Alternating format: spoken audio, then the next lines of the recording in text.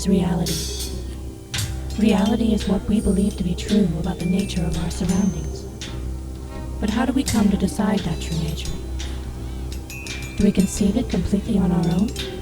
Or do other devices gently sway our thoughts onto a pre-decided path? This is the hard question we must all ask ourselves as free humans on this planet. New sculpts your reality.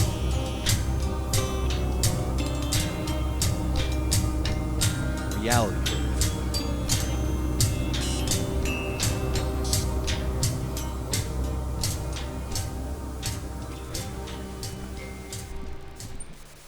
Ladies and gentlemen, it is another beautiful Wednesday night here at the super secret undisclosed location in sunny Hampton, Virginia. How are you doing tonight?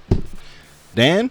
Well, we're under heavy assault by Zuckerberg forces. Our communications relays have been wiped out completely. So if you're in one of the groups that you normally see our posts in, like Chaos Magic groups or, any of the Discordian groups or Secret Space Program groups, and you're not seeing our posts tonight, now you know why. The eye of the pyramid is pointed directly at us. We have officially been zucked. We have been zucked hard. So if you guys wouldn't mind maybe helping us out, just go ahead and click that share button right there into a group or something. So check it out. Yeah, help us out. Help us get the word out that Reality Brief is still live Wednesday nights. So we got a pretty decent show lined up tonight. We are going to be looking into the Vegas thing a little bit more now. We've got some more information, lots more conflicting stories. Donald Trump, there's this whole narrative building here thanks to David Wilcock about Donald Trump basically being the disclosure savior, and he's going to expose the Vegas false flag among other things, but, and then I'll believe that when I see it. Yeah. Oh, boy. I mean, we do have a lot of interesting stuff going on for you tonight, so I guess without further ado, we'll go ahead and check into some of that right now. Jump headlong into this. What happened here? That happened. No, it's on the other tab, yeah. Yeah. All right, we got it. It's all good. See, so, they're even screwing with her in-studio information terminal system, bastards. I swear. All right, so I guess we'll go ahead and start it off there with this latest thing from David Wilcock, our buddy. I mean, say what you want about the guy. He's getting information out there. Whether or not it's completely legitimate or not, I guess remains to be seen. But, I used to like him a lot more than I do now. I'll just leave it at that. So, Vegas terror and disclosure is something big about to happen. Like I said, it's from David Wilcock on the Divine Cosmos. The Vegas mass shooting will be the most horribly botched inside job in modern history. Millions of newly awakened people are getting their first chance to see a JFK 9/11 style cover-up unfolding in real time, which I would say that's pretty accurate.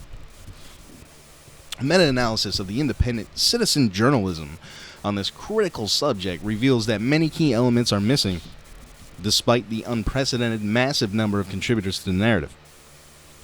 A variety of insider reports suggest we are finally closing in on a civilization-defining moment of truth-telling and disclosure that could dramatically improve life here on Earth as we know it. Now, wouldn't that be dope? Yeah, wouldn't that be nice? It would, but... But again, why would anything nice ever happen? Our goal in sharing this with you is to shed light on this tragedy, expose the perpetrators, and spread the information far and wide. You are encouraged to make videos, write articles, borrow ideas with credit, and contribute to the narrative in whatever way you can. The best way we can honor the victims of the shocking tragedies, make a strong push for full truth be exposed. Dap, dap, dap. Alright, so our thesis is nothing new. Let's say there was more than one shooter. Let's say a monstrous cover-up is being perpetrated by the American corporate media. Would that really surprise you at this point in our history? Nah, I don't think so. It takes very little to surprise me at this point in our history. Maybe I'm jaded, but, Sorry.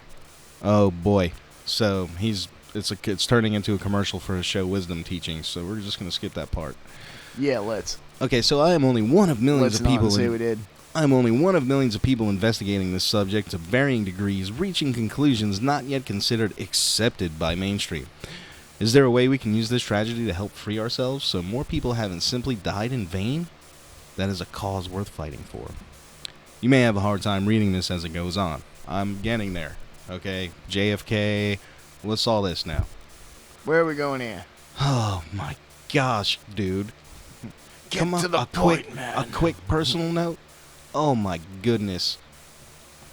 Oh my. Alright. I have the honor and burden of sharing information from insiders who work directly with presidential administrations in the U.S., such as the Reagan era. Some insiders have access to dozens of other key people who I have never directly met or spoken to, but who are all passing around information. I began writing investigating journalism in 96, blah, blah, blah, blah. Where's the fucking Trump part, dude? It looks You're pretty killing me, rambling. man. No, here now we're getting somewhere with mind control. And I saw this. Blank slating. Here you go. There you go. The Las Vegas shooter definitely worked for Lockheed. That's With all that something. being said, Stephen Paddock's last known job working for Lockheed. Oh my God, this is just like, where is it? I found it on another site that had this linked, and they had an excerpt of it. I didn't realize it was going to be this goddamn long. Basically, you know, they just keep saying that this is going to be an event that's Donald Trump is going to come out and disclose this information about it being a false flag and all this, and you know, I just don't buy the shit, man. I really don't. I don't know what else to say about that. David Wilcox. I mean, come on, guy. Nah, but it looked like it was really slam full of a lot of good information. You guys should probably check that out at Divine Cosmos. Where am I at? There we go. Okay, so that's... We do also have... Oh, gosh darn it. I did it again. So, Putin... Remember how last week we were talking about a possible Russia-U.S. cooperation concerning a base on the moon? Well, what if that went just a little bit deeper? What if there was more to that? What if there was a hidden agenda? Well, of course there's a hidden agenda. There always is. But what if that hidden agenda involves aliens? So, now this is another piece that's kind of been going around in one form or another for a while here. It is expected that Putin will soon admit that there are aliens on Earth, and why Donald Trump did not do that. It's expected that Putin will soon... Yeah, crickets. It's an exclusive news to the present American president, as well as the ones before him, that told the truth to the people that aliens have visited us and are present on our planet. Because according to their opinion, that would destroy the American Constitution and damage the world economy. Now, you think that would happen if they came out and they were like, hey, there's aliens? All of a sudden the Constitution goes up in flames, and you know, it seems like they're doing a pretty good goddamn job of that to begin with. I mean, so who cares? What the alien? It's already on fire. Well, what if the aliens came down and were like, yes, we are from the planet Spooner 5, and we've traveled untold light years to let you know that, you know... ready the anal probe! Well, not only Anal that... probe is ready. Commence anal probing! I mean, you know, it could happen. That could happen, but they could also, you know, say, "Hey, we're from Lysander 5, and we've traveled all this distance to let you know that the Constitution is an unfit document to govern because it either it has permitted such a government as we have, or it has enabled it." Man, I really doubt the damn aliens are worried about our Constitution, man. You're probably right. Okay, so conspiracy theorists claim that extraterrestrials have been collaborating with the American and other world governments as of after World War II. After the fall of a spaceship fell in New Mexico. After the fall of a spaceship fell in New Mexico. Come on, guys. Again, you know... Serious crap! You got time to proofread this shit before you put it online. Like I said, we can make excuses because we're live and we just... Random shit just comes out of our mouth. What if this is deliberately done to make it look stupid so nobody pays attention to it? Quite possibly it is from mysteryex.org. Only the finest news sources here, folks. Only the finest. Paradigm Research Group CEO Steve Bassett is America's only listed advocate for revealing the presence of aliens on Earth. What? Oh, no. Oh, what list? I mean, what? Only listed advocate? What the hell does that even mean? Like, is there a listing in the phone book, like, advocate for Yeah. aliens? What? Like others, he is persuaded. Wait, I thought he was the only one. Like others now. Like others, he is persuaded the American administration has been collaborating in the dark with aliens as of 1947 and creating together new technologies. I really doubt that we had any part in creating a new technology in a partnership with an extraterrestrial race. But new technology means stuff dumbed down for humans. Yeah, maybe now. I don't know. According to his opinion, the reason for that is the effect it might have on religion, legal matters, and the oil business. Yeah, it would definitely, telling people there's aliens is different than releasing the technology that they have backward engineered for these deep black military covert projects. You know On the what I'm flip saying? side of that, So telling the people that, is going to destroy the economy, it won't. Because releasing change the economy. free energy will destroy big oil. No doubt. you'll still need oil for manufacturing. You'll need oil for certain things, but you won't need it to run your car. No, that's and once people find out that you can basically extract 0-point energy out of a sheet of graphene, a jar of red mercury, fucking why not? But I mean, it really is fear-mongering, though, because if the oil sector goes down, right, something new is going to take its place. It always does. I mean, there will be, it's not like, oh, there's free energy, now everybody's poor. What the fuck? That doesn't even make any sense. Right? All right. Continuing on, Mr. Bassett thinks that nobody from the American government will ever acknowledge the truth ban due to the disclosure of the long infringement of the American Constitution. So what they're saying is if they tell people, then they'll know that they've been pissing all over the Constitution and basically setting up another society outside. A monstrous But, cacostocracy. I mean, at this point, really? Come on, we got who said it? Bush? What's the Constitution? It's just a piece of paper, right? So what the fuck, man? They don't care about the Constitution. All of a sudden, they care about the Constitution. Yeah, people on Earth don't care about the Constitution. What makes them think aliens are gonna? Okay, so he has brought his in Russia. He has brought his in Russia, expecting that the Russian president will stop the ban. Lastly, acknowledge the presence of extraterrestrials on Earth. Mr. Bassett was given significant broadcast time on REN TV, which is among the most popular Russian TV channels, followed by more than 120 million people. After his interview in the capital city of Russia last spring, the Russian reporter Natalia Payungia was in charge of making the interview with him. The TV program Most Shocking Hypothesis came from a documentary series on supernatural phenomena, has broadcast parts from the statement with Russian synchronization. According to the Paradigm Research Group spokesperson, they are hoping that the President Putin will be incited by Mr. Bassett's work with Russian representatives and his statement to reveal the truth about the presence of aliens on Earth. Now, I would just like to say the chances of Putin coming out and doing this are about the same chances that Trump is going to do it. Come on, guys. Which is not. You are at never all. going to get a disclosure This kinda from an looks like- official source. It's never, ever, This does ever look like gonna some happen. straight up Pravda shit right And here. I hate to sound so fucking negative, but it's just realistic here. Unless we have a complete house cleaning, sweep, all of them, everybody that's in the deep state, gone. That's the only way. Until that happens, you will never get a disclosure from Well, official and source. you know who actually did that pretty well?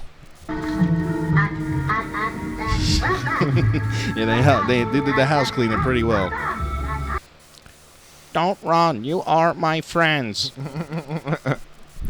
He added that PRG representative stated that Bassett included an expansive scope of subjects and different ideas that, alright, so basically this guy's putting this shit together, trying to get Putin, and I didn't catch the part about why Donald Trump didn't do it, and it's not in there. So what the Well, here at the end of the article it says, recently Bassett stated for express.co.uk that a lot of people like him think that extraterrestrials have revealed the UFO anti-gravity flight technology for spaceships to the American government, and if people find out that oil companies would no longer be needed. In America, the most secret projects are named unacknowledged special access projects. And he added that they include collaboration with extraterrestrials. He stated that they don't recognize that these operations ever took place, and that it is possible that even the President, White House, Congress are not to be informed about it. However, that is against the Constitution, and if it were acknowledged now, it would mean to reveal this breaking of the Constitution. So, Mr. Bassett thinks that the reason why it's so hard for the U.S. officials to acknowledge the existence of aliens, and he has addressed that to the Russian president. So you don't think that the Russians would have that same consideration then? Of course they do. So, I mean, really... I mean, look back to what was the CFR created for? What do you mean? The Council on Foreign Relations. I don't know. What was it created for? It was, as stated by the people who put it together, they said that the reason that the CFR exists is going to be to provide for a smooth merger between the governments of the United States and the Soviet Union in the next century. Yeah, I mean... I really wish that would happen, but I just don't see it happen. I mean, the crimes, the level, the it's just beyond the Constitution. I mean, you're talking about like so far beyond the galactic slavery and shit. I think they'd be a little more worried about that than the fucking Constitution, personally. But I don't know. It's hard to get in the mind of a psychopath, I guess. And another thing, I've been hearing that these cabal groups think that brain fart. Cabal groups? That they're in charge of, well, not that they think, but some people are saying that they were put here as the negative balancing force, and they're in charge of population control, which would make sense why they want to fucking murder everybody. Right, because they're a bunch of eugenicist, Malthusian psychopaths. Pretty much. Scum. I'm angry!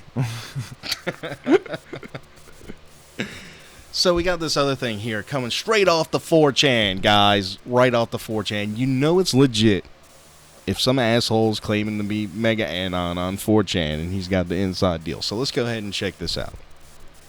This is concerning the Vegas attacks and also 9/11. I'm just going to go into this a little bit. Because it is a wall of text. Oh my God! Look, check this out, guys. It is like, oh my God!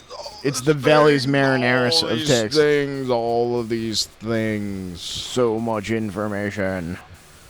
Oh man! So look, I'm not even gonna do it. We're just gonna give you boiled shit because we're gonna skim it and give you some breadcrumbs. It's all right. Essentially, they're using all this shit, all these meetings and people and things as evidence that Trump is about to come out and be like, look, this Vegas shit was staged, 9/11 was an inside job.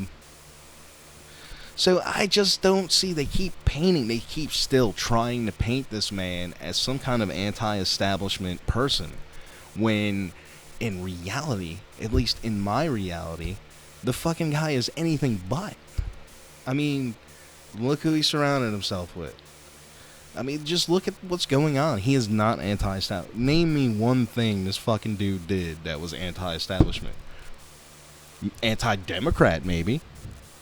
Anti-Republican, maybe. But that's only half of the picture, because that's the surface shit. The shit that really counts is all the same. It's one and the same. They're on the same team. You know what I mean? It's just... I'm angry! Don't know what else to say about that. By the way, that was Alex Jones. He likes calling the show every once in a while. And you can call in, too, if you would like to get in on the conversation. That number is 757-528-8130. Let us know what you think about Donald Trump, savior of disclosure. So, moving on from this.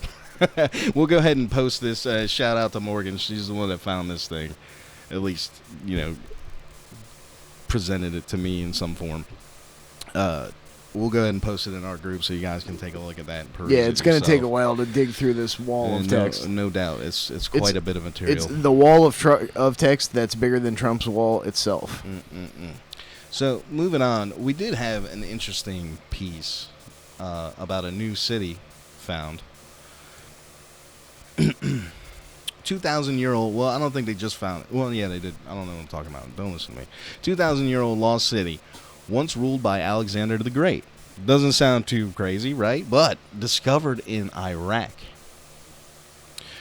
Archaeologists belonging to the Iraq Emergency Heritage Management Training Program, boy, that is a mouthful, have discovered a long-lost ancient city founded after conquest of Alexander the Great in Iraq. Oh, and this statue is absolutely haram. You know, Absolutely haram. thanks to drone photography, archaeologists have discovered a long-lost 2,000-year-old city. For more than 2,000 years, the ancient city remained hidden from civilization. Now, thanks to declassified military images and drone photography, experts have identified the lost city of Kalatagaga Darband, which Alexander the Great conquered more than 2,000 years ago. The discovery was made by a joint effort between Iraqi-British archaeologists led by experts from British Museum.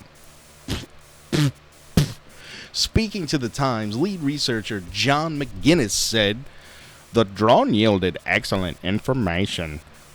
Dr. John McGuinness, the archaeologist leading the program, told the Times. So it makes you wonder now. We're talking about an ancient city in Iraq.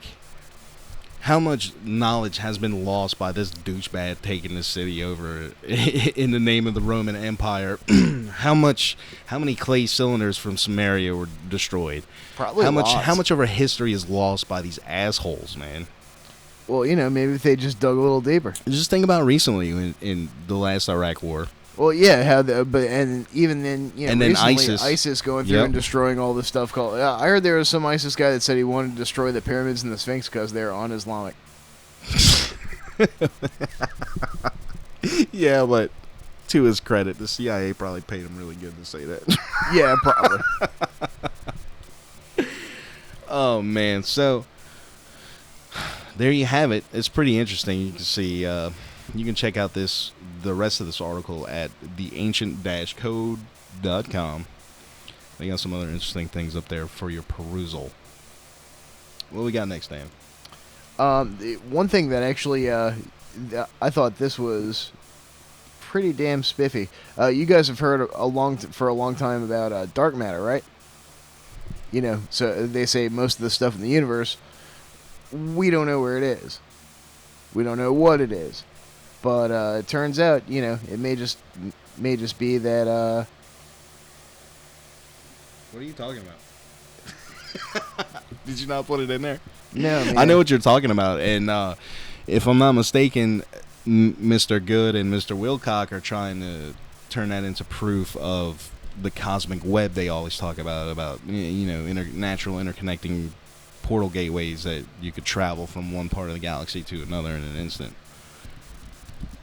Yeah, well, and I was going to tie that in with something that I saw in the new Star Trek that I think is soft disclosure. But here's the article from New Scientist.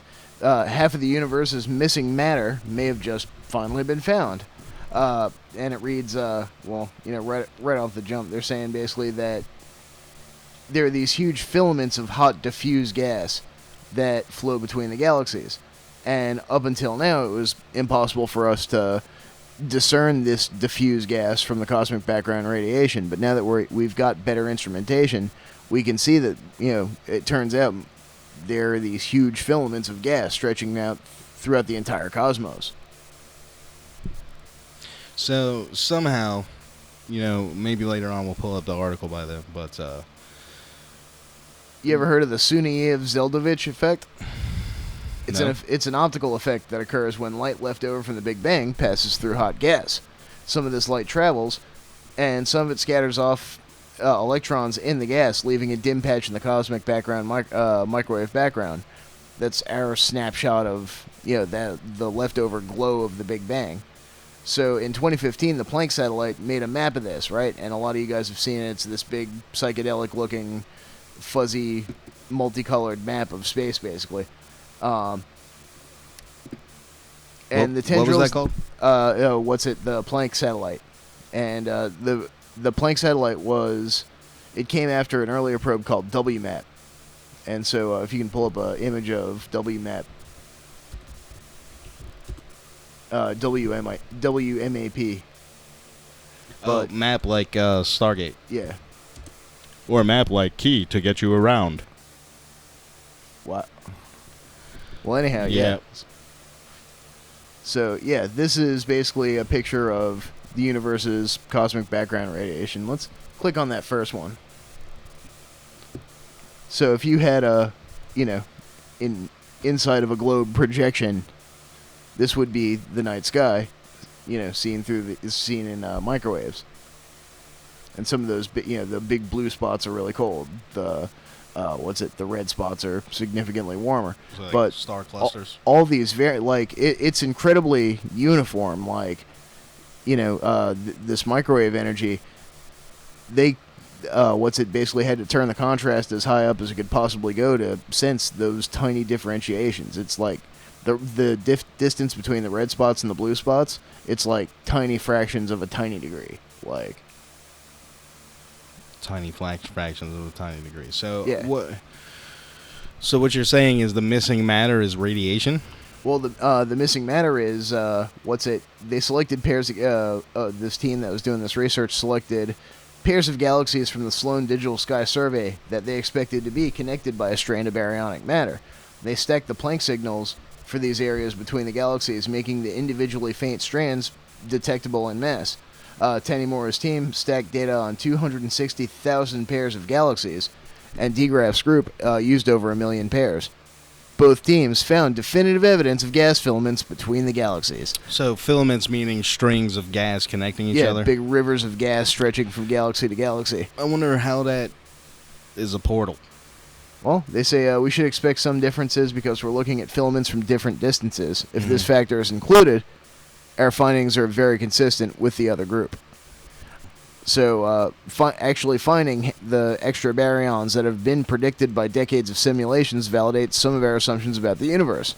Everyone sort of knows that it has to be there, but this is the first time that somebody, and in this case 2 different groups no less, have come up with definitive detection, said Ralph Kraft at the Harvard-Smithsonian Center for Astrophysics in Massachusetts. This goes a long way showing that many of our ideas of how galaxies form and how structures form over the history of the universe are actually pretty much correct, so we think. And, of course, they give their journal references and everything, so, that means that there's a few less holes in the standard model of physics today than there were yesterday. Where was that at? What site is that on? This is at newscientist.com. Half the universe's missing matter has just been finally found. So, we'll share that on our Facebook page. If Lord Zuckerberg lets us. Thanks, Zuck.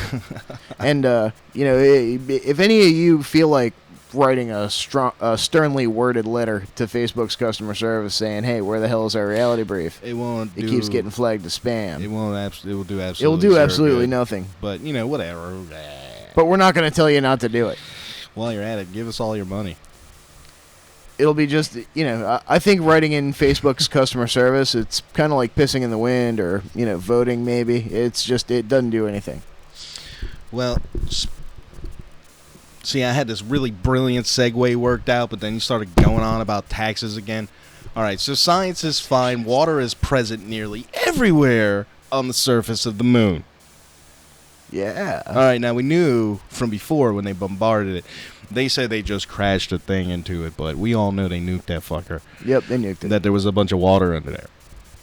All right, so scientists have come up with the first water map of the moon. Researchers have found that water exists nearly everywhere on the lunar surface, and not just in the polar regions as previously thought. This research could come extremely useful for future moon explorations, as scientists say we can already start thinking about possible methods that would allow us to extract the precious mineral, either as drinking water for future astronauts on the moon, or as a necessary element to produce fuel. Now, they're using some type of... you can use water to make hydrogen. Yeah, you can just electrolyze it into oxygen and hydrogen. This new research was published in the journal Science Advances and builds on a discovery made in 2009 when experts detected water in a related molecule called hydroxyl, which is composed of one atom of both hydrogen and oxygen in the lunar soil. I'm assuming that's when they nuked it. So there's your little graph. With the help of NASA's moon mineralogy mapper... That is a sexy map. It is. Oh, you guys can't even see this. I'm sorry.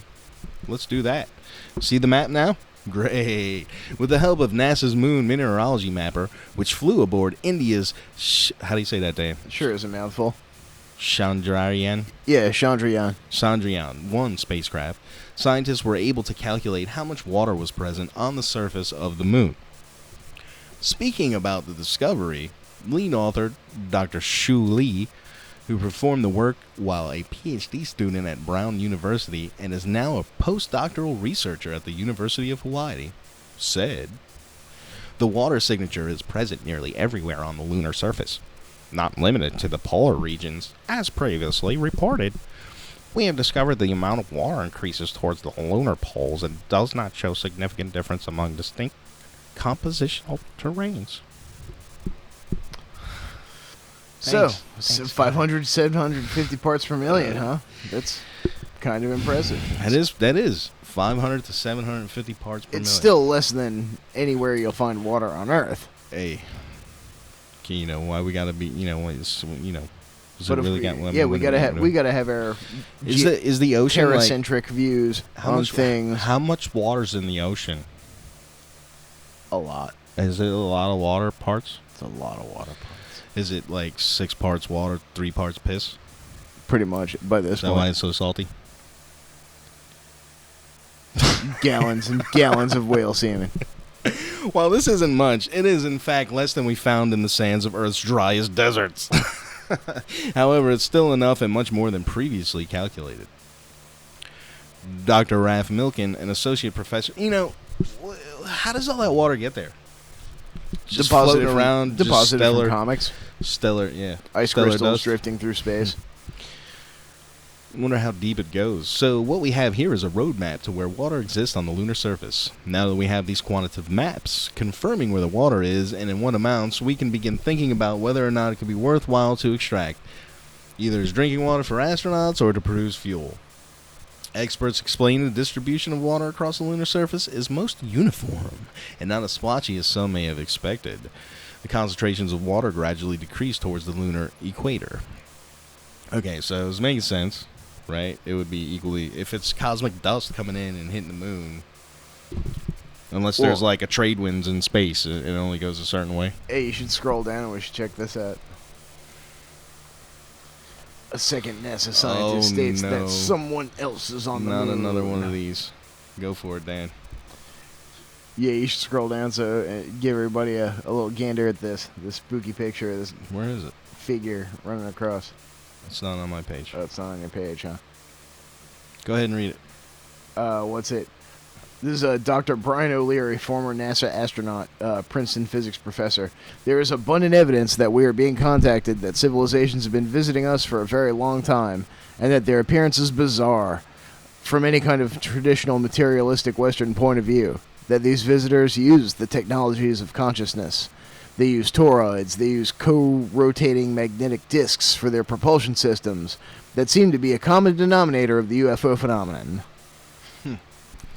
Dude, look what I just stumbled on, though, for real. Check out this site, Ancient Code. NASA-backed study finds Earth's moon had a massive atmosphere. Yeah, when it first formed.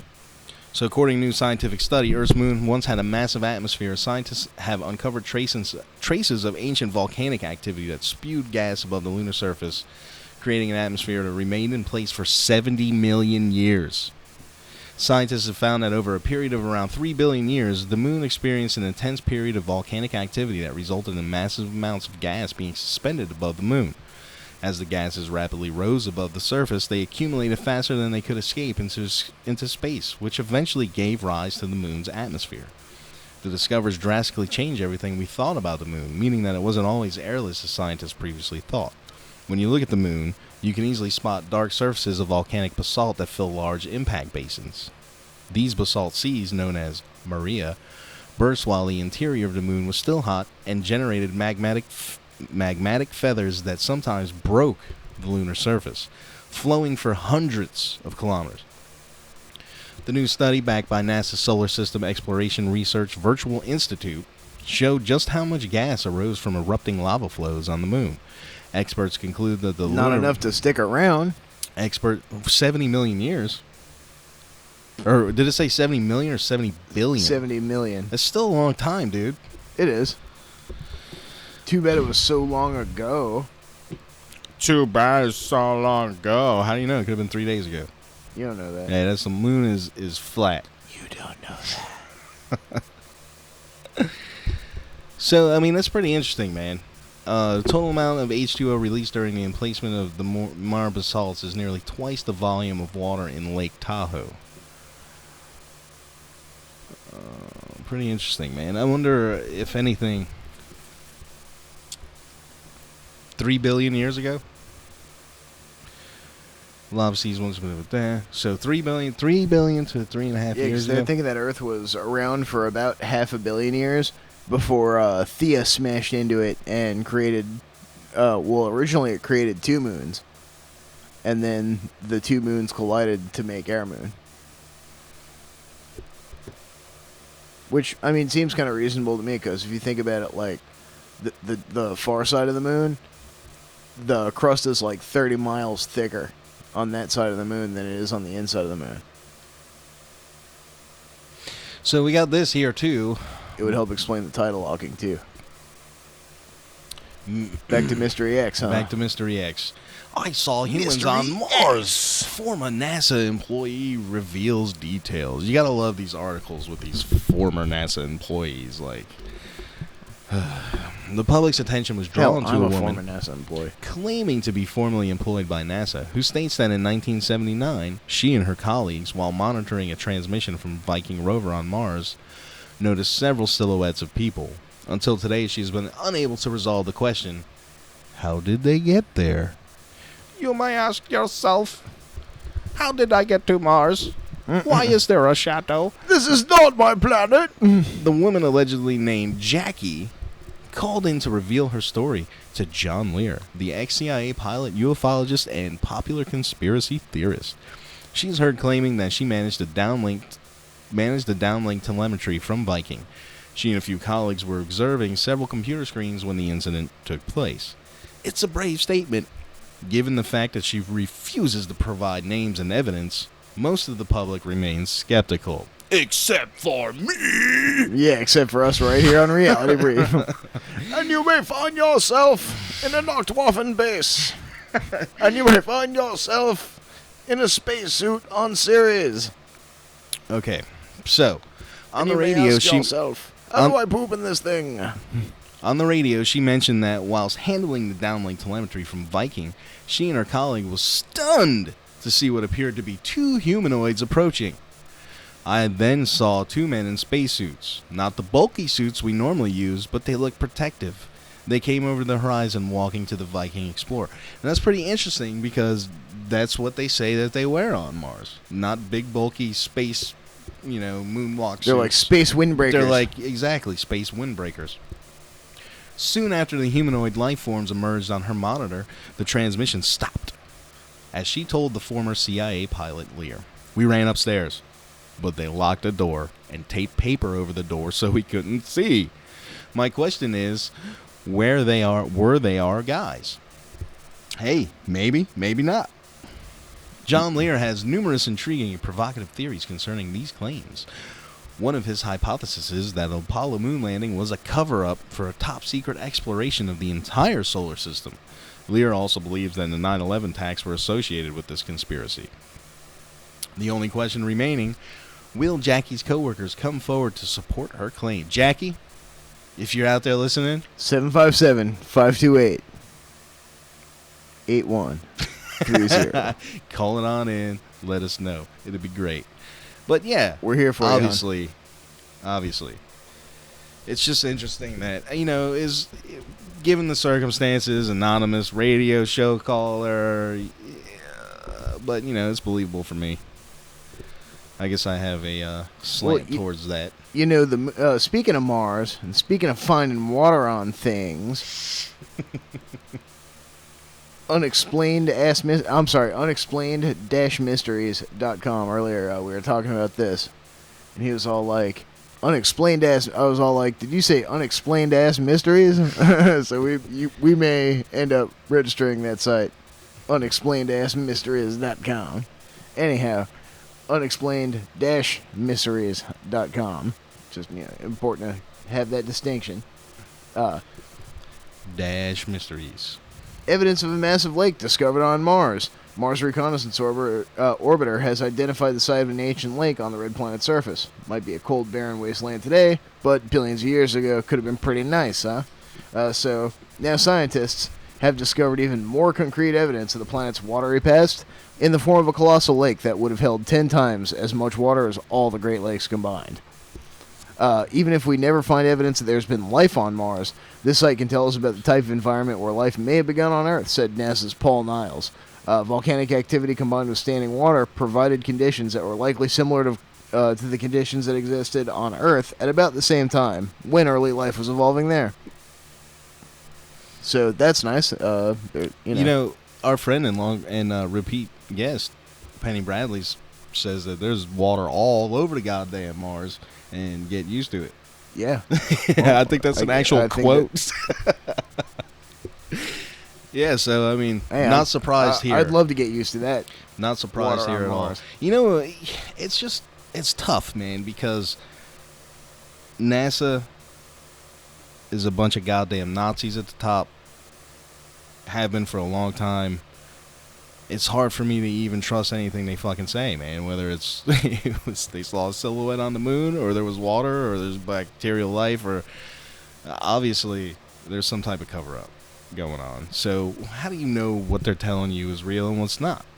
It's hard to differentiate with information coming from NASA. So, or like when Mike Pence comes out and says, "Oh, we're going back to the moon." I think we got don't we have we sure do. Look at this. Our pal, the champion of disclosure, Donald Trump, wants to send humans back to the moon to lay the foundation for the first manned mission to Mars. We actually got some commentary from Mr. Pence on this whole thing. When we contacted his office, he said, so I think that means we're going to the moon.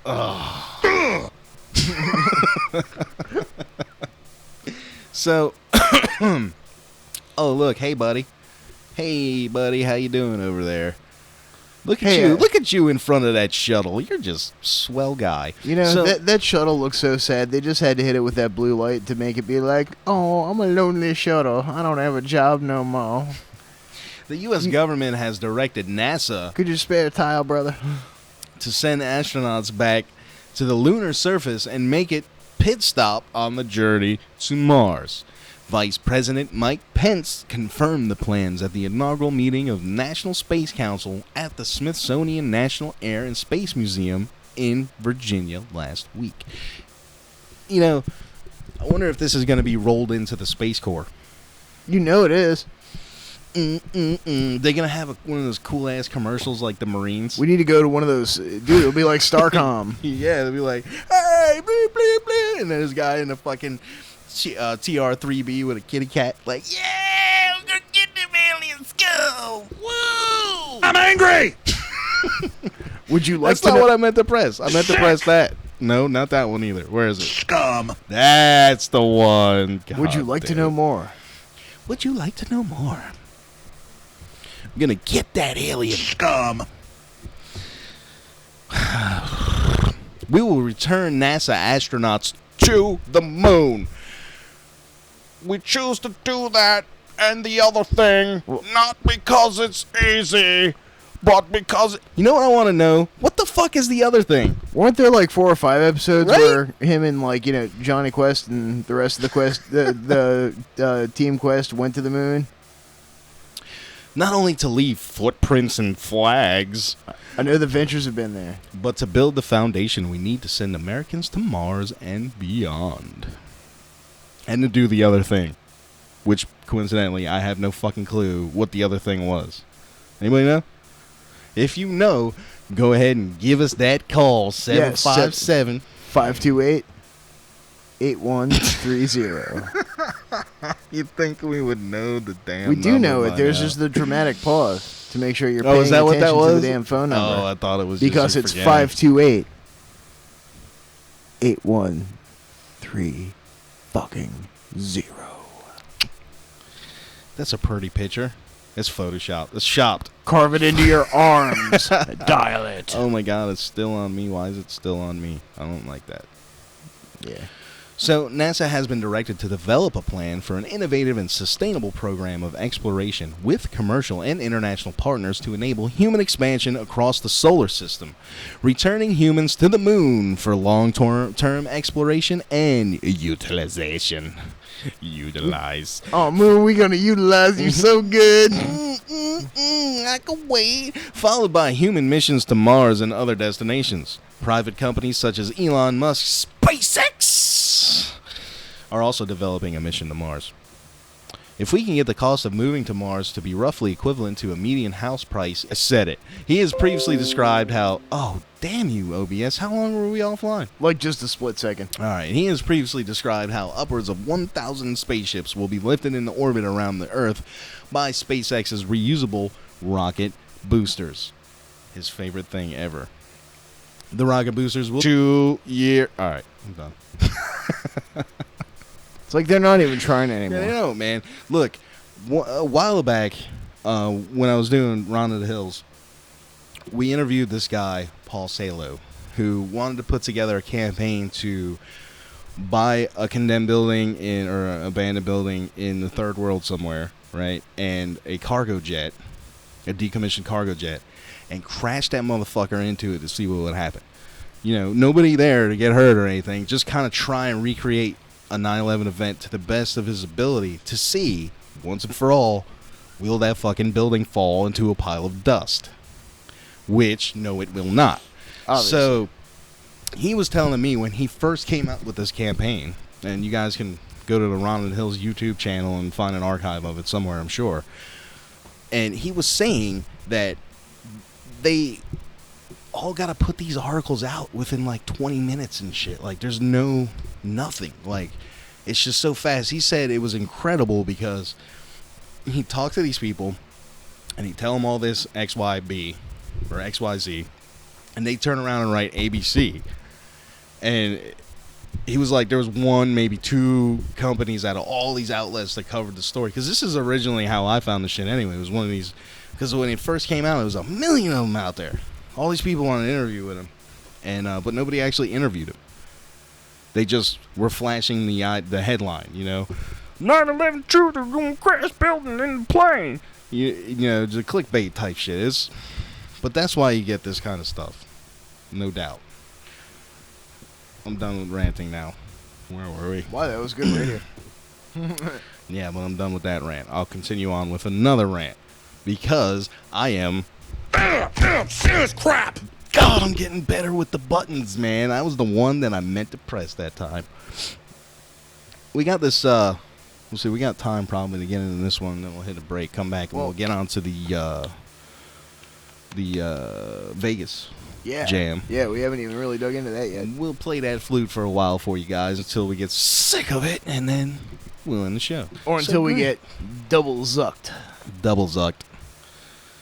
We're going to get Such time great. zucked. In fact, you know what? They're going to zuck us so hard that we'll have to go back in time, undo the time paradox, and make sure that there's actually a show tonight. Hey, Zuckerberg. You know, in Universe C, or Timeline C, we're actually doing the show from a legitimate studio on NBC. Very true. And that is the Berenstein universe. Yeah, in the Baron Stecht universe, actually, MySpace is still the shit. And everybody's still using it. Everybody's still, like, we're live broadcasting from MySpace in fact, the Stecht universe. In fact, MySpace, and not only MySpace, but Second Life has become so popular that we actually, in that universe, like, Second Life, like, doesn't suck.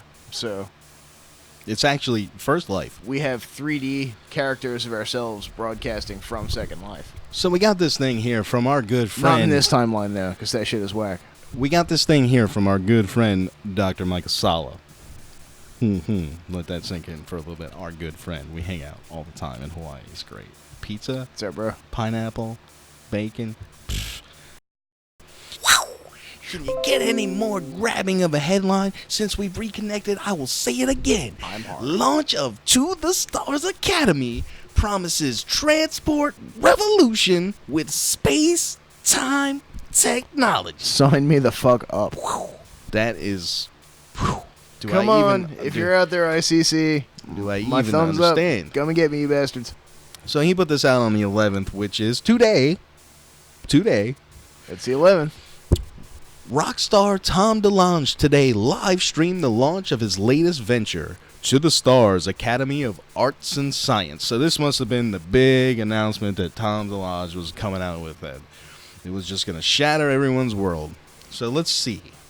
During the live streaming, he introduced a number of former aerospace scientists and Defense Department personnel knowledgeable in applying exotic information gained from the unidentified aerial phenomena, aka UFO, for the development of advanced transportation technologies. Each of the presenters at the live stream explained some of their expertise acquired during their careers and how it could help in the development of a transportation revolution. Does it involve, tendrils of mycospores going throughout the galaxy? That'd be kind of cool, wouldn't it? This is exemplified in the effort to develop a space-time device that can make transportation around the globe possible in a matter of minutes. It sounds more like Darkfleet tech. A graphic of the planned device was shown in the live streaming. There it is there. Wow.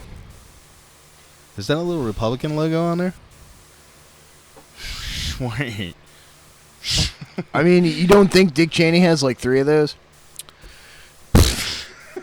I doubt it. This is what former Lockheed engineer, now head of the science division at To the Stars Academy, Stephen Justice, had to say about the device. This is a concept for an international point-to-point transportation craft that will erase current travel limits of distance and time. It mimics the capabilities observed in the unidentified aerial phenomena by employing a drive system that alters space-time metric. We have glimpses of how the physics of this works, but we need to harvest technologies from the science division to realize the capability. Elon Musk recently discussed his newest initiative involving the big fucking rocket. That's really what it's called, the BFR. Which is based on reusable rocket technology to cut travel between major cities to under an hour.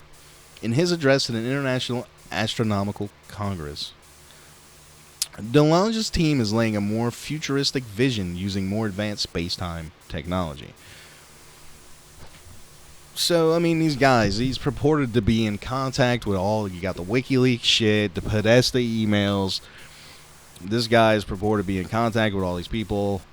Now, You think he was in contact with John Quincy St. Clair? this is the blink drive from Dark Matter. That's what we're talking about here, Sexy. right? So, which is also a thing within the secret space program. So, is it just like, oh, look, you fucking please, you can finally have this little bit. Here, let's just tell you that we can do it and see if you can figure out how. No? Yes? Yeah. I don't know how. My roommate's brother might, but I don't know how. DeLonge emphasized how groundbreaking it was that individuals with former deep access to the classified aerospace industry were willing to go on the public record in being an integral part in To the Stars Academy. What was unsaid is that such individuals have worked in classified aerospace projects where these very space-time technologies have been successfully developed. This is what we were just saying, or what I was just saying. And are operational in secret space programs as insiders, including former aerospace engineer William Tompkins, have been revealing. Rest in peace, William Tompkins. Last year, DeLonge met with Tompkins, who recently passed away on August 21st, 2017. After hearing some of Tompkins' testimony about an alleged U.S. Navy secret space program, DeLonge got up and left the meeting, which was also attended by former McDonnell Douglas scientist Dr. Robert Wood, who has played an important role in verifying Tompkins' information. Thus, it appears that DeLonge couldn't believe that his team of government and military insiders would have been denied knowledge of such a Navy-run space program if it was genuine. Okay, Mr. DeLonge, let me explain you something here. It's called compartmentalization. You don't actually know a goddamn thing. Because you don't really need to know a thing. You have zero need to know. Thus it appear. Okay, so DeLonge's co-authored book, Secret Machines, Book 1, Chasing Shadow, described such a classified Air Force program and suggested that nonfiction books would appear with more information about it gained from his team at the time of 10 advisors. So this is kind of piggybacking You mean on like Corey Alternative Good. 3? This is kind of piggybacking on Corey Good's narrative of them trying to disclose an Air Force program, which, by the way, is the Space Corps now that they just started. So, Yep. and that little bit of technology, which is not going to be, maybe we'll get a Treb, maybe we won't, but it's not going to be the whole enchilada. You know what I mean? The deep space shit You'll get is the definitely consumer the Navy Treb. fleet. Okay. It was a big disappointment, his book, in that regard. His promised disclosure of a U.S. Air Force secret space program appears to have been stalled. The new acronym for sightings of craft belonging to secret space programs is UAP, Unidentified Aerial Phenomena, Yep. which appears to be an attempt at distancing the study of such craft from the long-standing UFO field of investigation and its extraterrestrial connotation. Okay, let's just break it down. UAP, UFO, whatever. Something weird in the sky, and I don't know what it is. I mean, just because if you were to tell me, hey, I saw a UFO, me personally, I would probably think that you saw a secret U.S. plane and not an extraterrestrial vehicle. Personally, the chances, I think it would probably be like 90-10, in my opinion. What the fuck do I know, though? I'm just a mechanic who lives in Hampton. The new acronym, okay, so DeLonge's initiative has parallels to Dr. Stephen Greer's earlier Sirius project, which tried to revolutionize the transportation industry by having inventors and whistleblowers collaborate in releasing new energy technologies. Ultimately, Dr. Greer failed to break through the restrictions imposed by the national security system set up to prevent the public release of such technologies. I mean, people have known how to create hydrogen on demand for a vehicular system since at least the 60s because there's patents on the shit.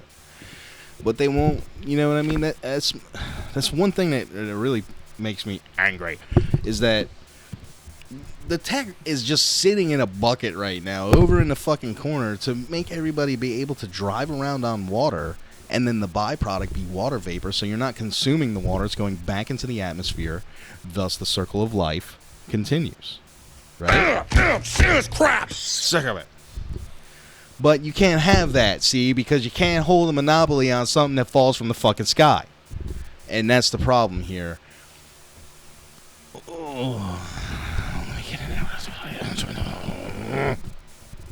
Back in the late 60s, Dr. Robert Wood ran a study of UFO sightings in order to determine the commercial viability of anti-gravity performing technologies for the McDonnell Douglas Aerospace Company. Ultimately, limited funding led to the end of Dr. Wood's study. It appears that DeLonge may have better luck in achieving this breakthrough, given the support he is receiving through the military community and oh my God. Okay, let's in continue Cold on. Universe. Tom and the others involved with this enterprise want to take torches, stick them in the fire, go on adventures into those shadows to explore those boundary areas and reveal what's there. What if scientists were given resources to investigate the boundaries of traditional theory? We could finally pull together a unified study from religious scholars, archaeologists, quantum theorists, physicists, and even the most advanced aerospace. All right, Mr. DeLonge, what you're explaining right now is fucking DARPA. I mean, come on, man. This is a joke. You're right? not supposed to know. This is a joke, right? Tell me. Many will be disappointed in DeLonge's failure to get insiders to reveal their knowledge of classified aerospace projects that use space-time technologies. Like me. Nevertheless, his To the Stars Academy deserves support, as much as Musk's BFR initiative, since both will help open public imagination to the possibility of a profound transportation revolution. When it comes to developing space-time transportation technologies, the prospect of reinventing the wheel will be time-consuming and duplicates what has occurred in the classified world. Yet this seems necessary while efforts continue to push for the disclosure of Black Project technologies to the public. So, yeah, I mean, they've already got the shit and they're just trying to figure out how to tell people about it. And they have to make it look like it was discovered, you know what I mean? Like it wasn't given. It makes you wonder about the synthetic telepathy. Do they plant ideas in people's heads to get this kind of shit rolling? You know what I mean? Yeah, that would make sense, especially if there was in some ancient times some treaty signed between the ruling powers of Earth and off-worlders, basically saying that we wouldn't, wouldn't make war against the galaxy again. So, former Lockheed Skunk Works director Ben Rich famously summarized the problem when he said, "We already have the means to travel among the stars, but these technologies are locked up in black projects, and it would take an act of God to ever get them out to benefit humanity. Anything you can imagine, we already know how to do." But there's no possible way there could be a Navy program, right? DeLonge's To the Stars Academy of Arts and Science doesn't qualify as such an act of God, but is a small step forward in facilitating such a breakthrough. Okay, so it's been said the guy was looking for a way to make money, to profit from this. So is this that angle? I mean, I guess we're going to have to wait, see how this academy plays out. I mean, academy is it doesn't make any sense. Isn't that like a college, an academy? So what are you doing? What are you teaching people? I thought you said you didn't know nothing. You're trying to figure it out. How is that an academy? Well, maybe it doesn't make any fucking a research academy. Why am I so confused today? Is it just me, or does that not make any fucking sense? Yeah, it kind of doesn't make any sense. So I mean, if it's I guess you could call a think tank an academy, because an academy is, I guess, by definition, a place where you go to study stuff. Right, but a think tank isn't. All right, sure, whatever. When we get back from the break, the much-needed break, we will be discussing the latest on the Vegas tragedy. The Red Fox trots quietly. How many shooters? Stop activating people, Dan. Stop activating people. Alpha Black 32476. Octopus, lizard, gizzard, fluffer, nutter, pie, snow. It was you who broke my mason plate. So when we get back, we'll be discussing the Vegas tragedy. Once again, we've got newer information. How many shooters were there? Was the shooters in the crowd? What the hell is going on? What's up with these people dying now? Witnesses, key witnesses, cell phone charges related to the Pentagon. What the fuck? We'll find all about that when we get back. We will see you on the other side.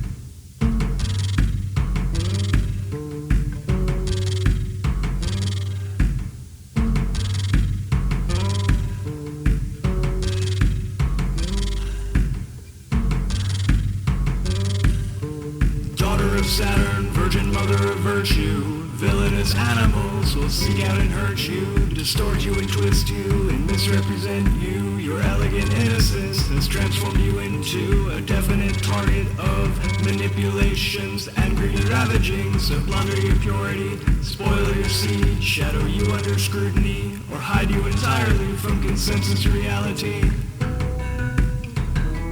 Veritas, one and only.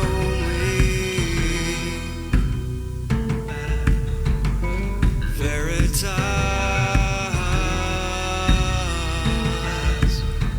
our own.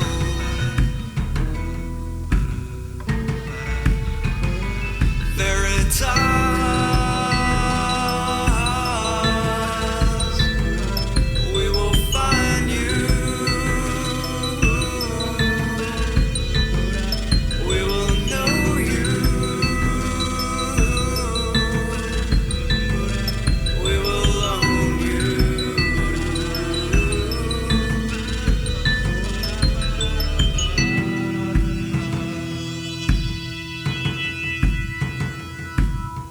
Seeking her endlessly, she's ever elusive.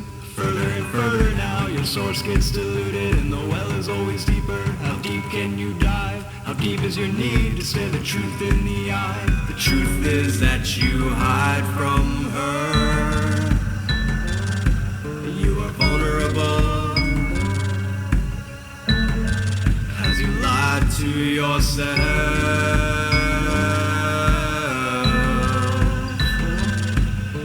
Pitiable as you do. Veritas, one and only. Veritas, our own.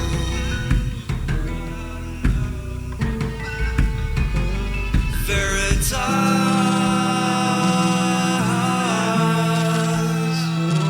we will find you. We will know you. We will own you. Veritas.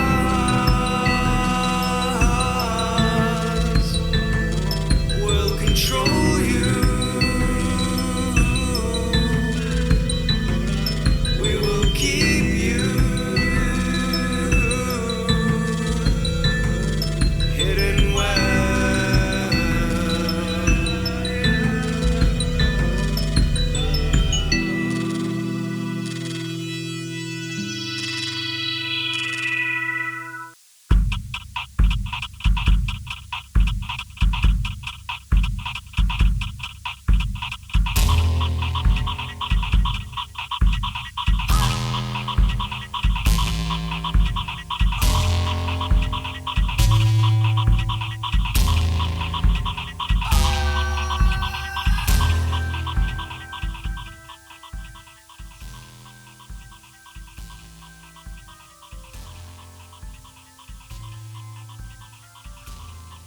Ladies and gentlemen, we are back. Welcome to Hour 2 We're of so Reality Brief Extravaganza. If you like what you hear, if you like what you see, you can check us out on the facebook.com/realitybrief. Give us a like there. Stay in the know.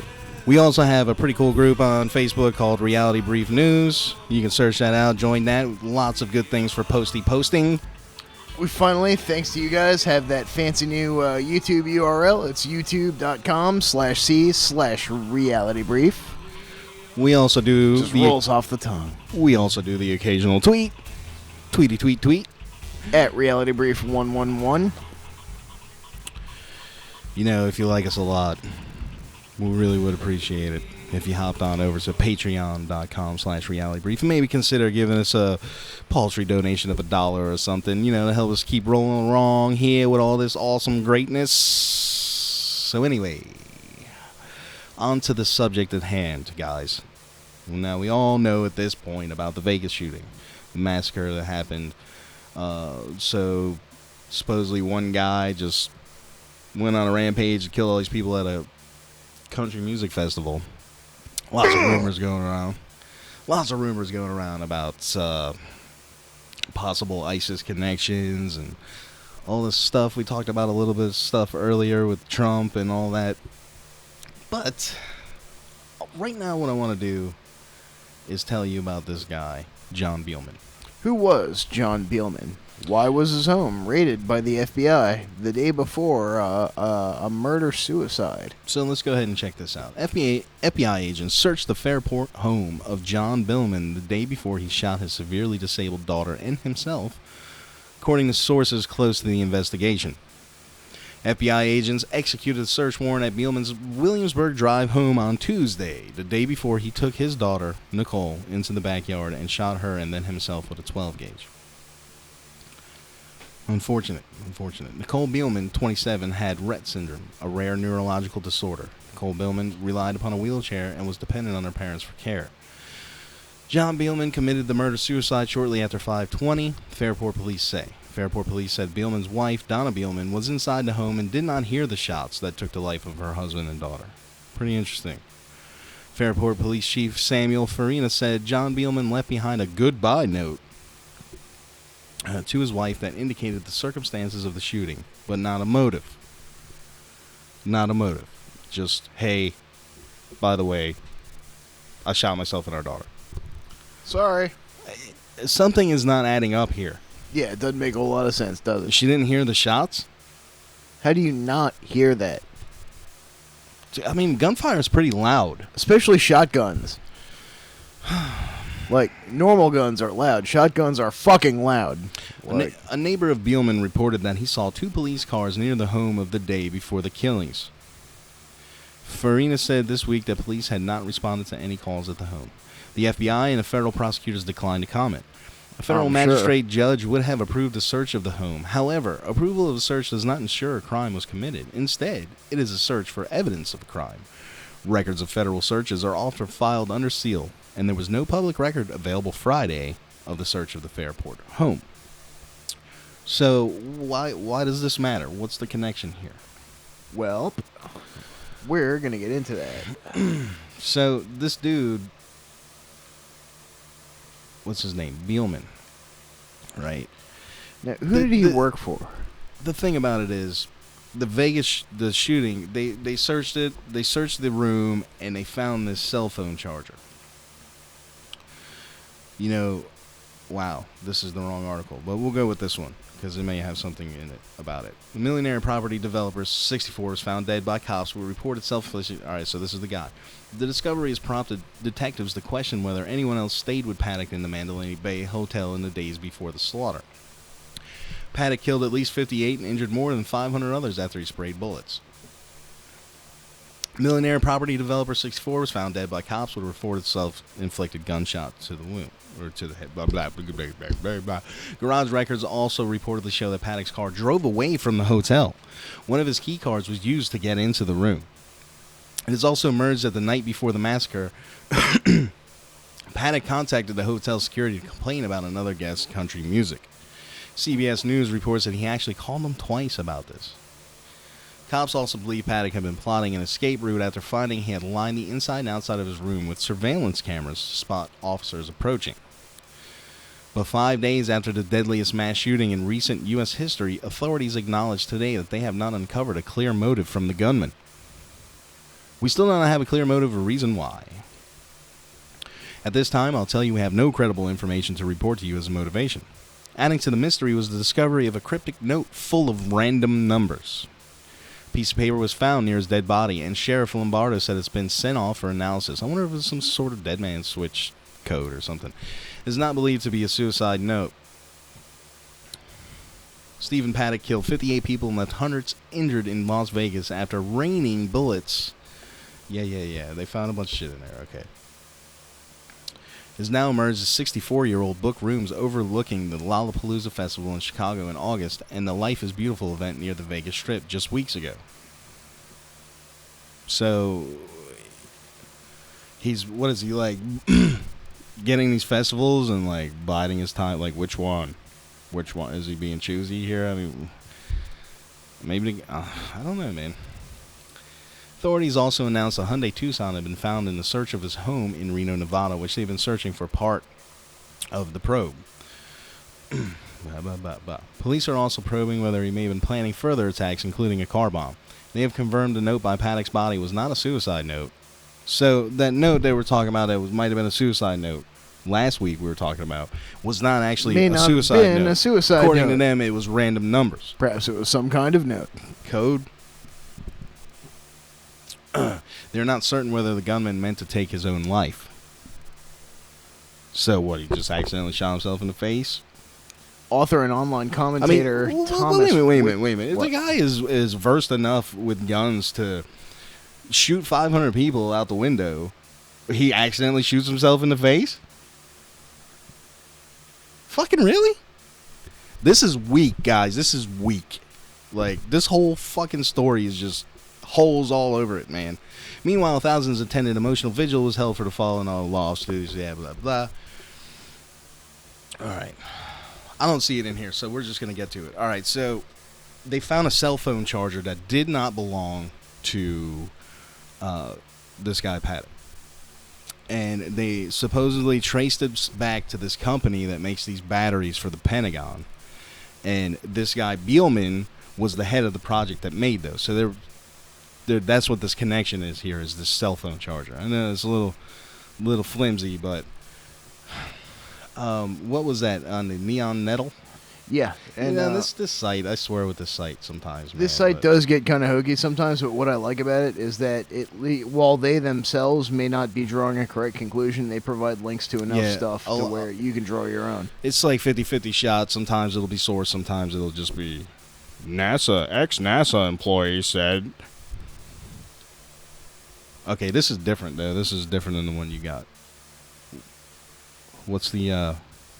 No, this one. According to this report, upon the FBI searching the Mandalay Bay hotel room used by CIA gunrunner Stephen Paddock, a cell phone charger was discovered that had no accompanying phone, with SVR technology experts noting that this type of charger is used to charge a CP502 520 3.0 volt 600 mAh lithium magnesium oxide, I'm not sure, MnO2, non-rechargeable thin cell battery used in various communication devices by both U.S. Special Forces and CIA forces.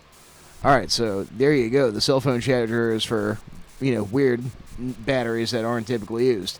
The company making this unique lithium battery, the report details, is Ultralife Corporation, based in Newark, New York, that specializes in military communication systems for the Pentagon, and whose lead engineer for this particular communication systems development was none other than John Beelman. Listing himself as a product design and manufacturing professional, this report continues, John Beelman was employed by the Ultralife Corporation between 2007 and 2012, where he worked on various top-secret communication systems for the U.S. military. Thereafter, his leaving to become a top engineer at the General Motors research facility located in Rochester, New York.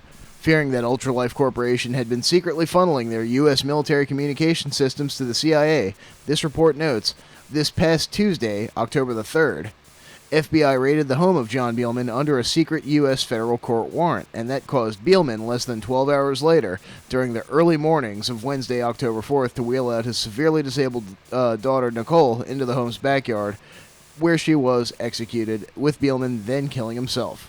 That was followed 48 hours later, on October the 6th, by Pentagon awarding the Ultralife Corporation new contracts valued at over $49 million.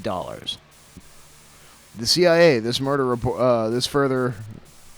reporter further notes, has long been known to eliminate witnesses to their murder-sacrifice false flag operations, and that includes the hundreds of witnesses mysteriously killed following the 9/11 tower sacrifice, and likewise hundreds of witnesses mysteriously dying and following the King sacrifice murder of President John F. Kennedy. and that London's Sunday Times reported that the odds against these witnesses being dead by February 1967 were around 100,000 trillion to 1. Man, I really do feel like this is an arms deal that went wrong in some way.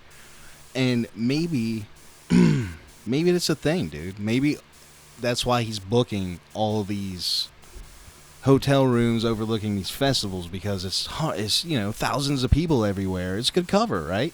Right, If you're going to you'd do think. an arms deal, you want to blend in with, thousands of fucking people. It would make sense. And then I don't know, man. The FBI claimed that they didn't protect, or at very least put under 24-hour surveillance, John Beelman following their raid on his home, due to American domestic intelligence experiencing a manpower shortage in their Las Vegas massacre investigation.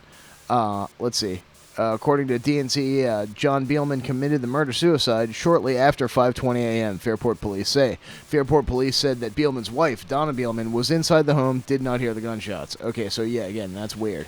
A federal magistrate would have had to have approved the search of the home. However, approval of a search does not ensure that a crime was committed. So it's a search for a crime. All right, so we're back to that. But, yeah, so there's definitely some weird shit going on with Beelman. Yeah. Ultralife Corporation. Most definitely, man. So, I mean, we'll even let you even guys if connect the dots. even if this dude Beelman wasn't the one who was in this room, just the fact that he has this ultralife charger that's designed for the Pentagon and the CIA in there means that someone in that capacity was in there with their phone and they left their charger. Yeah, apparently these guys serves mostly for Hey, man. military communications under the McDowell Research, AMTI, and the Red Black Communications brands, such as radio frequency, RF amplifiers, including 20, 50, and 75 watt power supplies, connector assemblies, tactical repeaters. The company's integrated systems include SATCOM systems, rugged deployable case systems, multi-band transceiver kits, and so on. So these guys make some pretty serious gear. Hey, I just looking in the YouTube chat, who operates the first 4 floors of the Mandalay Bay? I'm not really sure. Maybe you can call in and let us know. The number is 757-528-8130. Haven't come across that bit of information yet. Please enlighten us, chatter. Now, we have another gentleman, a guy named Rocky Palermo, who says that he was shot by a gunman in the crowd during the Las Vegas massacre. He said there are 3 to 5 active shooters firing weapons into the crowd, and he says there was gunfire coming from the ground as well as from above. Oh, damn it. Palermo was rushed to the hospital after taking a .223 round to the pelvis and still has 30 to 40 pieces of bullet shrapnel inside of his body, but hey, he's alive. Doctors told him the bullet was inches from paralyzing or even killing him. Mr. Palermo confirmed that his injury was caused by an attacker on the ground, and that the bullet was fired at him with a horizontal trajectory and wasn't fired down from above, although weapons are being fired from all angles. In quotes, all angles. Oddly, Rocky says he has been trying to contact the FBI to give them his eyewitness account of what happened on that night, but his requests have been ignored by agents investigating the case. Makes sense, right? That's usually what they do. Blast reports Palermo, an avid hunter familiar with guns and ballistics, says that the different trajectories of gunfire was extremely evident, even in the midst of the chaos. He is skeptical of the information being given by authorities regarding Stephen Paddock being a lone wolf gunman, and has a theory as to why cops don't buy it. Further, Palermo is questioning why certain exits out of the venue were suddenly closed off just before the shooting, but claims that the same exits were open during the previous nights of the concert. Palermo says he relayed his theory to the FBI during an interview. And, okay, I don't know when my thing's wigging out. Palermo says he relayed his theory to the FBI during an interview while being discharged from the hospital. Has not heard any follow-up since. So it kind of looks to me like they're trying to sweep all this multiple shooter business under the rug. It has been rampantly discussed amongst conspiracy theorists since Sunday's deadly massacre. The theorists believe that the audio and video from the shooting supports their claims. And Rocky's friend set up a GoFundMe account to help cover his medical and other expenses while he gets back on his feet. So, yeah. Granted, I would say donate to our Patreon, but we're not saying don't donate to Rocky either. So. Good luck, Rocky. We wish you well, Rocky. So, don't die. listen, we got a Looks like we got a call coming in All here. right. Caller, you're on the air live with Reality Brief. What's on your mind tonight? Thanks for calling in.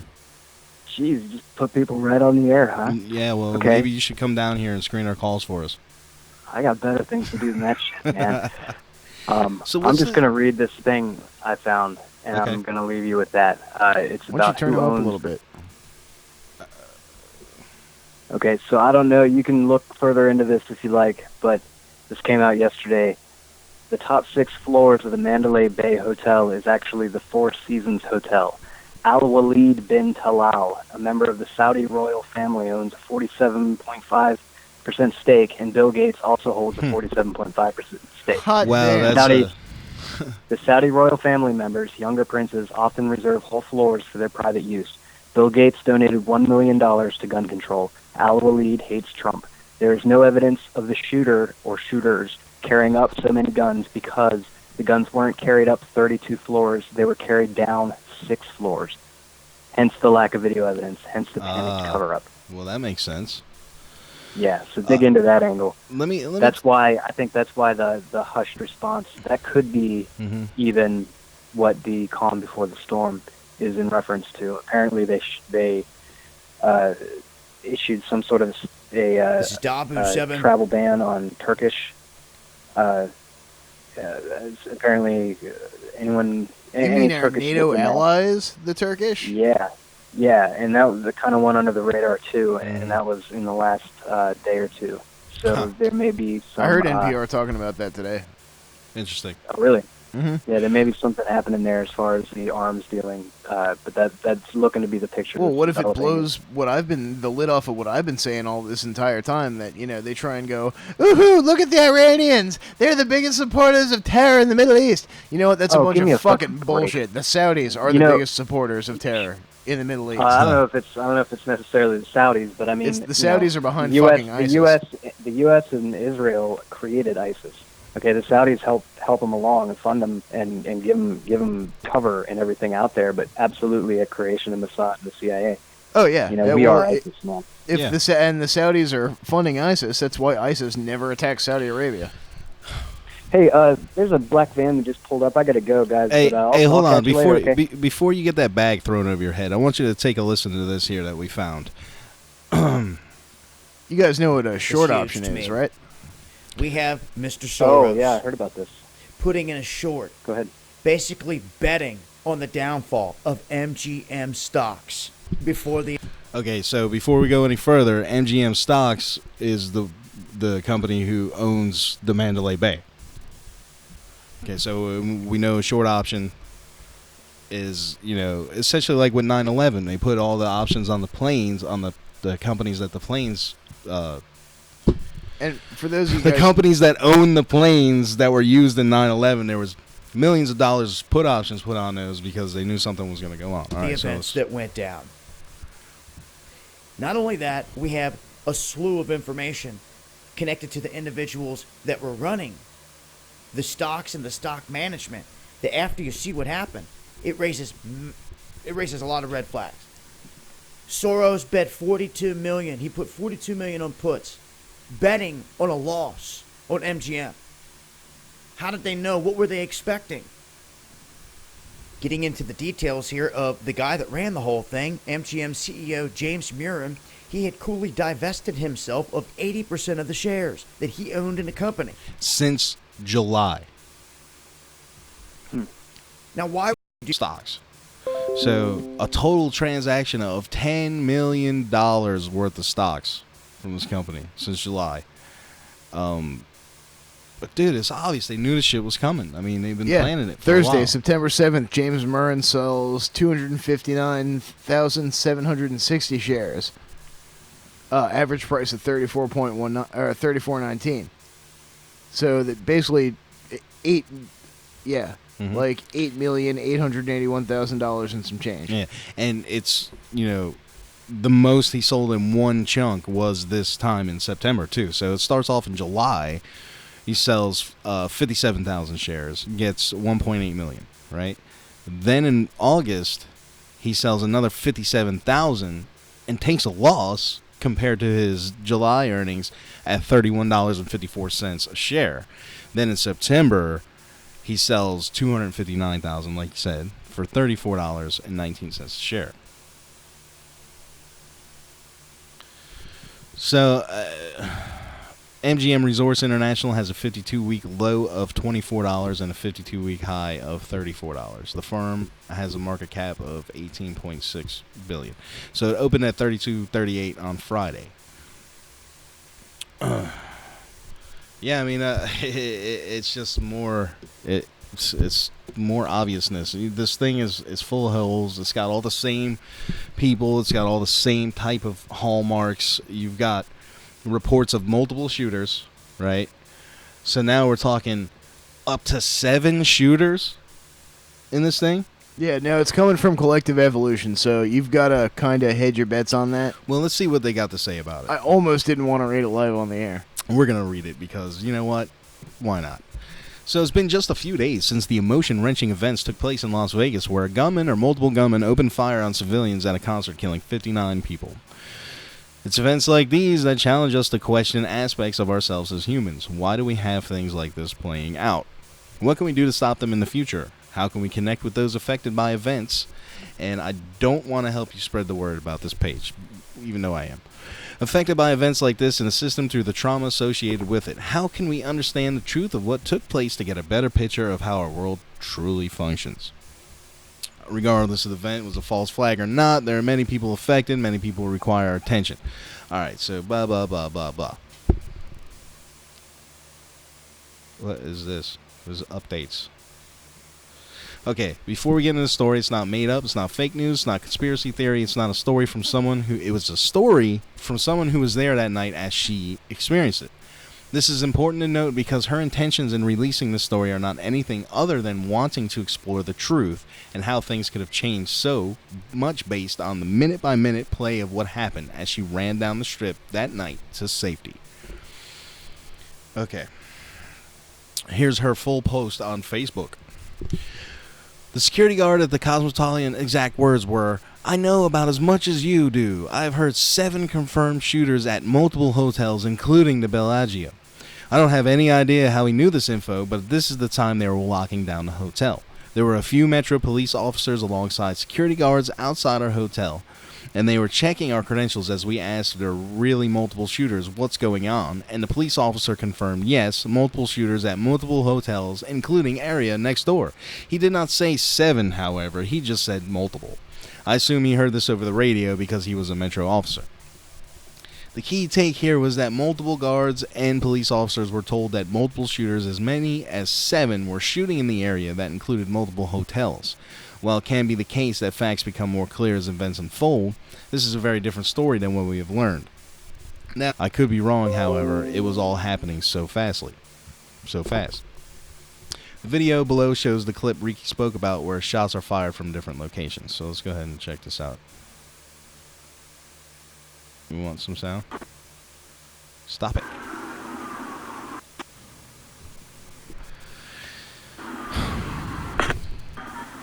I mean, come on. This kind of makes me...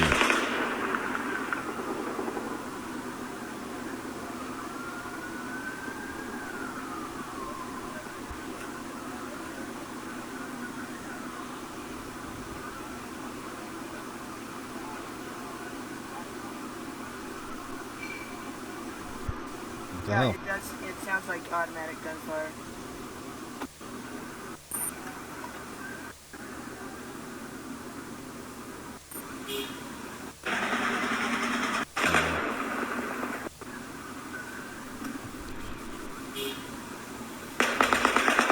That sounded close as fuck. Yeah. A lot louder than it was right in the beginning. And they didn't move until just then. And now it's quieter again. Huh. You know, it kind of, it's why do people do that? Take a video with their, I don't know, whatever. not even going to go there. Finally, we asked Riki what her motivation was in sharing her story and ultimately why she feels it's important for humanity to explore. I just feel like I was initially told one thing, and hearing the same thing from others, even hearing things over the local news at the very beginning of the event. However, instead of showing proof that the other hotels in question weren't affected, they just completely stopped mentioning it. And it all seemed to disappear at once, within 30 minutes or so. That was very questionable to me, and after processing everything we had seen, and actually seeing others out there with similar stories to my own, I felt like I wanted to try and figure out the truth. I would be more inclined to believe the media if they were actually showing me proof. Yeah, it'd be nice. Yeah. Whew. Okay, so now here is her original Facebook. This was before we were reading was interviews. So here goes, especially to those of you saying to stop talking about this, stop making assumptions, etc. Call me crazy, call me dramatic, call me whatever you want. I'm posting this for those of us who were on the strip Sunday night, who know what we saw and what we were told by police officers, security guards, and even the local news when all this madness started. And I am posting this in hopes of informing others who have believed everything they've seen on the news. If while leaving the Cosmopolitan, we had been told there was one shooting at the Mandalay Bay, Anthony and I would have been worried for our lives, and we have continued to go out, knowing we weren't headed to that particular area of the strip. But that's not what we were told. We were told that there was 7 confirmed shooters and confirmed deaths at multiple hotels, including Bellagio, the area, and the New York. Being told this by a security guard, who then told us to go to the 3rd floor for safety. However, Anthony says, no, Riki, this is a very popular hotel. I don't feel like the 3rd floor of this popular hotel in public is the safest place. We're going to try and get out of here right now. Running back to our hotel next door, we were told once again by police security checking our ID and room key, yes, multiple hotels affected, go to your room and do not leave. We then get to the room, immediately turn on the news and start watching out of our window to figure out what is going on. The news also states live that the Bellagio had been affected and there was 1 confirmed death.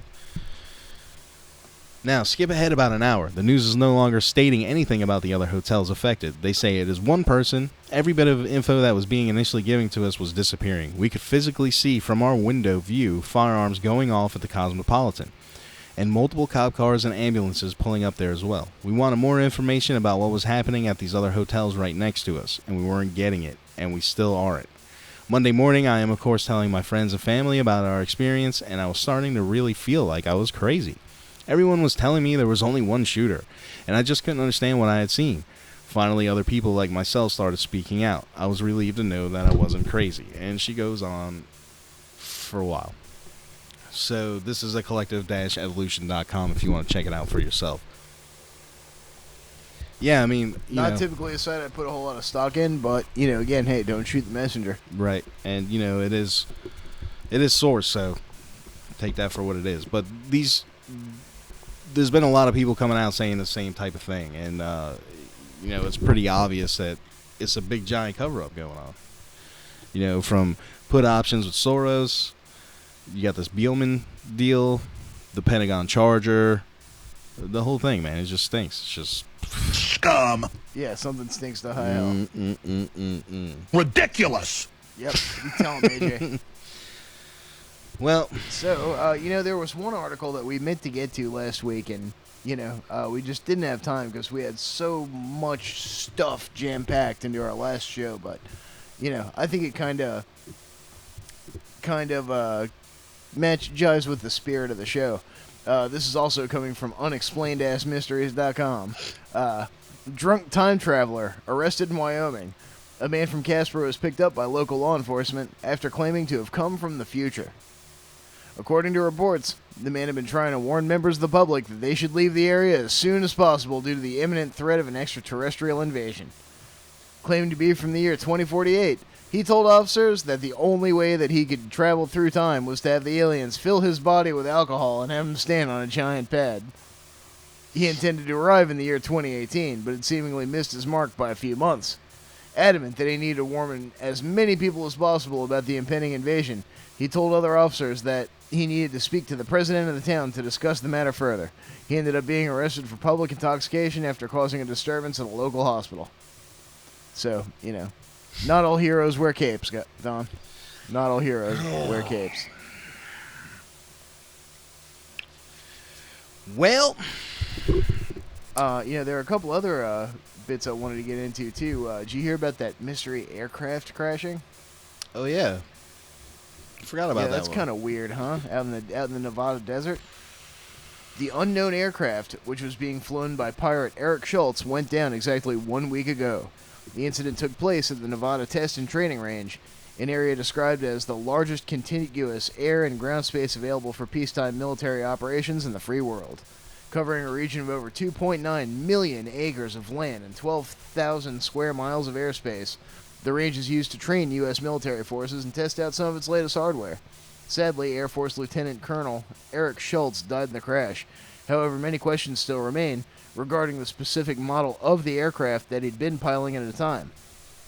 So far, all Fine said at the weekend, the lack of details and the apparent secrecy surrounding the incident has led to speculation that the aircraft may have been some sort of classified black project that has yet to be officially disclosed. You mean like it's to learn?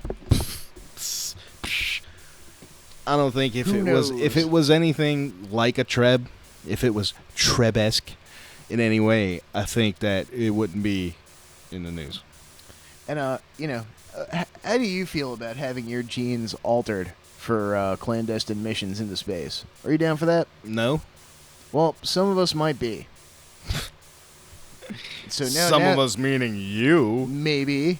I mean, but a spokesman from NASA recently told these guys over at IFL Science, and they said that NASA is working on research and technology developments to minimize acute and long-term crew health crisis risks related to deep space exploration, including missions to Mars.